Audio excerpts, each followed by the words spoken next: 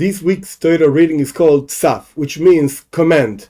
God tells Moses, different kinds of commandments as a continuation of the previous Torah reading, which was called Va'ikra, that God called Moshe, etc., and continues explaining the different laws of sacrifices in the altar, in the Holy Temple, in Yerushalayim, that today we don't have it. Now, as described and explained in different situations, the word Torah, which many people translate as Bible, actually comes from the word hoirah, which means teaching. It's a book of teachings for life, teachings for common daily problems and life issues that a person has.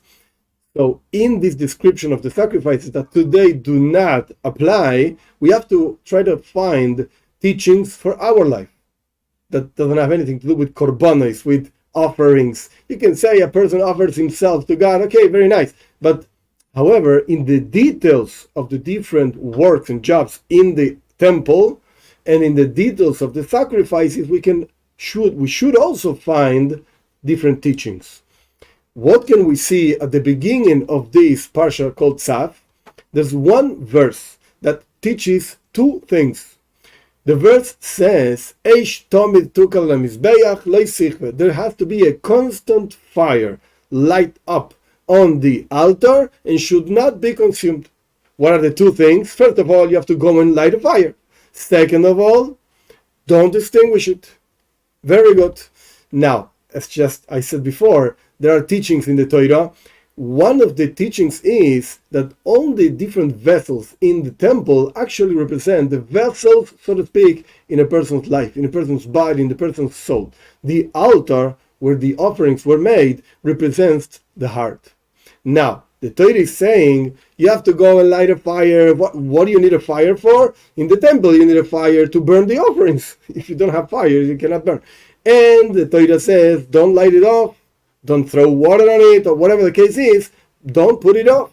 But in a life's person, you have to know that when you actually fulfill Torah and mitzvahs, the commandment that God gives to the people, to the Jewish people, 613 commandments, to the rest of the world, 7 laws of Bnei Noach, etc., whatever the case is, don't just do it like that. Okay, it's important to do, and it's important to follow what God says, but don't do it just like that. You have to do it with a fire. What does that mean, a fire? A fire of love for God, a fire of enjoying what you're doing, a fire of fear for God, as could be explained at length in different situations. That's point number one. Point number two, be careful. That fire should not be extinguished. What does that mean? It means that you have to keep it up constantly. How do you keep up this fire in your heart? You have to keep it up by learning Torah, by understanding what God really wants from you, by understanding the laws of different commandments. That brings up the fire, so to speak. But there's a deeper teaching over here. The Maggid of Medrich, which was the second Hasidic master after the Baal Shem Tov, the founder of the Hasidic movement, teaches something very interesting. When you put a comma in the verse in a different place, you see a very, very interesting thing. The verse says again, there has to be a constant fire light up on the altar. It should not be extinguished. But if you put a comma differently, loi, comma, sichve. Sichve means to extinguish. Loi means no.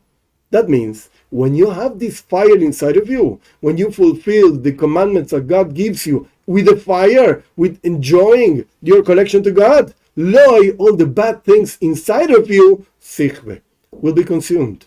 That means you have to light the fire. You have to be very careful, so it shouldn't be extinguished, as we explained. But at the same time, when you do the work of thinking about God, meditating about Him, learning about Him, etc., that itself will extinguish all your bad behaviors and all your bad things inside of your heart.